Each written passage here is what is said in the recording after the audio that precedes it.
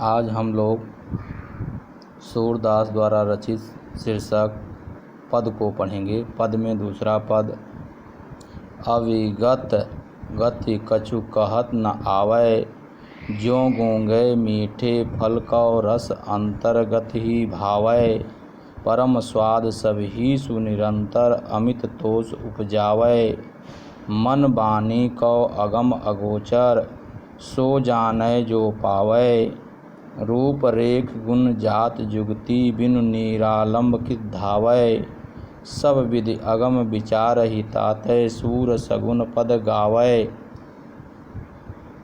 अविगत का अर्थ अज्ञात और निराकार, गति का अर्थ स्थिति या दशा, अंतर्गत का अर्थ हृदय में, परम स्वाद का अर्थ अलौकिक आनंद, अमित का अर्थ अत्यधिक, तोष का अर्थ संतोष, अगम का अर्थ जहाँ पहुँचना कठिन हो, अगोचर का अर्थ इंद्रियों की गति से परे, निरालंब का अर्थ बिना किसी आधार के, धावे का अर्थ दौड़े,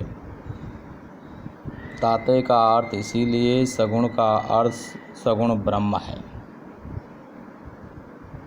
पद्यांश का संदर्भ, प्रस्तुत पद्यांश हमारी पाठ्य पुस्तक हिंदी के काव्यखंड में संकलित पद शीर्षक से लिया गया है, जिसके रचनाकार सूरदास जी हैं। प्रसंग, सूरदास जी ने इस पद में सगुण रूप के प्रति अपनी भावना को व्यक्त किया है।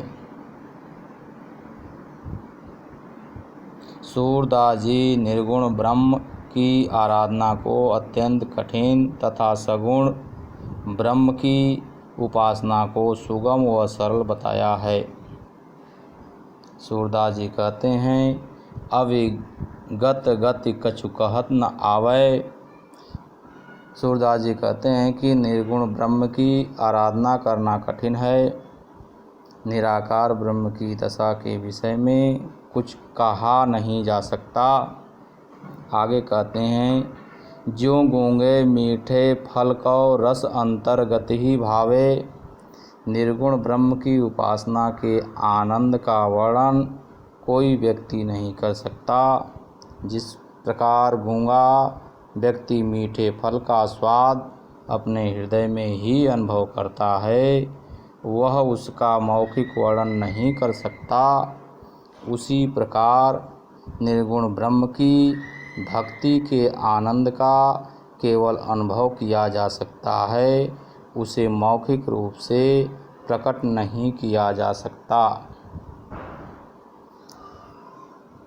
परम स्वाद सब ही सुनिरंतर अमित तोष उपजावे। यद्यपि निर्गुण ब्रह्म की भक्ति से या प्राप्ति से निरंतर अत्यधिक आनंद ही प्राप्त होता है, अर्थात गूंगे के द्वारा मीठे फल खाने से निरंतर असीम आनंद ही प्राप्त होता है, अर्थात संतोष ही उत्पन्न होता है और उपासक को असीम संतोष प्राप्त होता है। निर्गुण ब्रह्म की प्राप्ति से मन बानी को अगम अगोचर सो जाने जो पावे। मन और वाणी द्वारा उस ईश्वर तक नहीं पहुंचा जा सकता जो इंद्रियों से परे है, इसीलिए उसे अगम एवं अगोचर कहा गया है। उसे जो प्राप्त कर लेता है वही उसे जानता है। रूप रेख गुण जात जुगति बिनु निरालंब कित धावै। उस निर्गुण ईश्वर का न कोई रूप है, न आकृति, न ही हमें उसके गुणों का ज्ञान है, न ही जात का, न ही उसे प्राप्त करने का जुगति का ज्ञान है। हम उसे कैसे प्राप्त कर सकें? बिना आधार का, उसे कैसे पाया जा सकता है।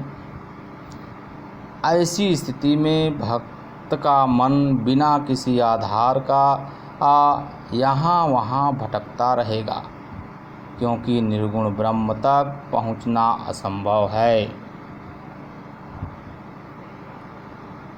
सब विधि अगम विचार ही तातय सूर सगुन पद गावे। इसी कारण सभी प्रकार से विचार करके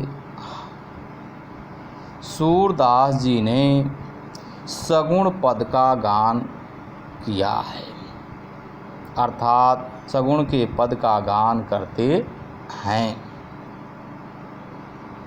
सगुण के पद का गान उचित है। काव्य सौंदर्य,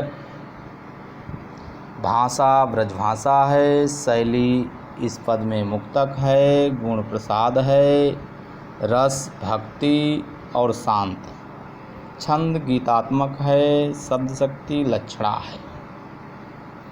अगम अगोचर मन वाणी में अनुप्रास अलंकार है, ज्यों गूंगे मीठे फल में दृष्टांत अलंकार है।